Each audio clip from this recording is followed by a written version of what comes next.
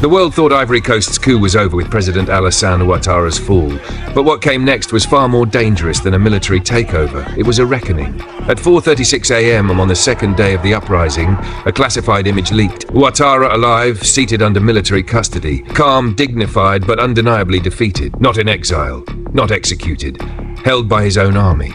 The photo shattered the international narrative. Ouattara had not fled, as Western media claimed. He was still in Ivory Coast, and he was being asked to do the unthinkable. The man who rose to power with IMF backing, praised by Washington and Paris, was now at the mercy of a younger generation of nationalist officers. Their leader? General Seiko Dumbia, a disciplined, silent soldier with one goal. Ouattara came into power with the West. Let him leave by rejecting it. This wasn't revenge. It was symbolism. A declaration that the age of puppets and puppeteers was over. For decades, Africa was forced to choose between silence and survival. Now, a former president was being asked to choose between legacy and loyalty, and the world held its breath. Before the coup, Dumbuya was unknown. No media leaks, no flamboyance. But within the army, he was a symbol of defiance. Born during the Civil War, he watched as politics turned soldiers into pawns. He studied in Mali, Sudan, and Burkina Faso, not through Western programs, but African alliances. When ordered to crush protests in Abobo, he refused. That night, dozens of soldiers joined him. Within 48 hours, he controlled key battalions. He didn't march for power, he marched for truth. Ouattara wasn't just deposed, he was exposed. Inside a sealed military base, he was given one demand: confess. The world expected chaos. Instead, there was silence. Because this wasn't just a coup, it was a revolution. At first, Ouattara refused, exhausted, cornered, humiliated, but not yet broken. He waited for the West to save him, for France to condemn, for the US to demand his release. But no one came. Instead, silence. And in that silence, General Dumbia's forces released the receipts, secret contracts, offshore payments, resource deals signed with French firms bypassing Ivorian law. One file alone exposed an $82 million consulting fee traced to Ouattara's inner circle. This wasn't propaganda, it was proof. Dumbia's message wasn't just for Ouattara, it was for the people. We will not move forward until the past admits what it was. For 3 days, Ouattara held out. The world spun theories, house arrest, negotiated exit, but inside that military base, the reality was different. No torture, just truth. Mining licenses rubber-stamped without oversight. Troops deployed to crush anti-CFA protests. French military access renewed in exchange for IMF leniency. Each morning, a new folder of evidence. Each evening, the same offer: speak to your people. On the fourth day, a whisper caught on camera. If I speak, they abandon me. If I don't, I abandon myself. The realization hit. His foreign backers had already left. Across Africa, leaders watched, some in fear, others in awe. This wasn't just a coup. It was accountability, weaponized. In Abidjan, crowds gathered not with rage, but quiet demand. Signs read, "Let him speak. We forgive, but not without truth." The West stayed silent. No rescue, no sanctions. Why? Defending Ouattara meant defending corruption.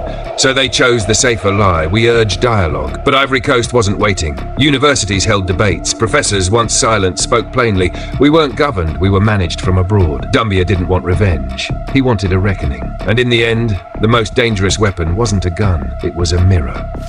The broadcast that shook a continent. The coup in Ivory Coast had become something bigger, a reckoning for all of Africa. From Senegal to the DRC, activists pored over their own government's contracts, asking, how many leaders are trading our wealth for Western favor? Inside the military compound, Ouattara saw the crowds on screen, not screaming for blood, but waiting for truth. On the seventh night, he asked the question that would change everything. If I speak, will it make a difference? General Dumbia's reply cut to the bone. Yes, because you were their tool. You can choose not to die as one. Then came the broadcast no one expected. No presidential regalia, no flags. Just a man in a grey jacket and a microphone. I speak not as a president, but as a son of this soil who lost his way. The confession was clinical, devastating. Secret mining deals signed in the dark. Opposition figures jailed at Western embassy's request. French troops welcomed back for IMF debt relief. We didn't fight independence to become administrators of a foreign script. Then, to Africa's youth, break the script. My generation failed. Yours must not. The screen went black. The aftermath was revolution without bullets. In Senegal, students marched with signs. If Ouattara confessed, why can't our president? In Chad, a colonel tweeted a single word: respect. In Paris, diplomats scrambled to draft a response that didn't sound like a confession. Dumbuya didn't celebrate. He nodded once. The truth, weaponized, had done its work. Across the continent, in classrooms and market stalls, a new phrase spread like wildfire: break the script. For 60 years, Africa had been told sovereignty was impossible. In 8 days, one broken man proved it had just been stolen. And now, everyone knew. General Dumbia stood before the nation, not in triumph, but in solemn resolve. The confession had been televised. The truth laid bare. Now came the harder work of rebuilding. Within days, Ivory Coast launched a radical experiment in self-determination. A Truth and Sovereignty Commission began tearing through decades of opaque contracts, while a constitutional assembly, unlike any other, took shape. Farmers from Korhogo debating alongside engineers from Abidjan, market women amending clauses with university professors. The world watched in disbelief as this nation, so long managed by foreign interests, calmly reinvented itself, banning foreign campaign financing, requiring public referendums for military agreements, replacing the presidency with a rotating council of regional representatives. Paris panicked, Washington hedged, Moscow and Beijing moved in with offers, only to find Dumbia's government politely unmoved. "We're not trading masters," became the quiet refrain. 6 months later, when the first elections under the new system proceeded without Western observers or consultants, something profound became clear. This wasn't a coup that had seized power.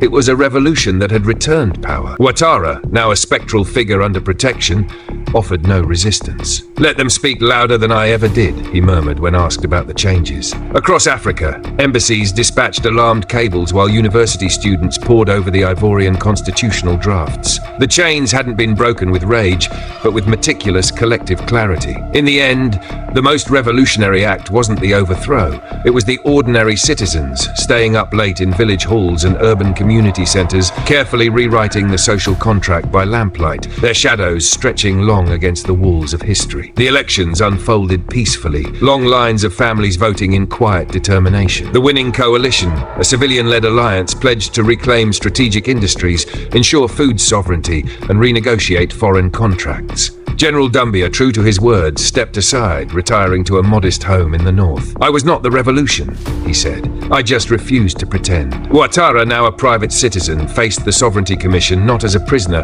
but as a witness to history. The world watched in awe. What began as a coup had become a blueprint. Power returned, not seized. A child's voice echoed the nation's resolve. "We are no longer ruled. We are Ivory Coast."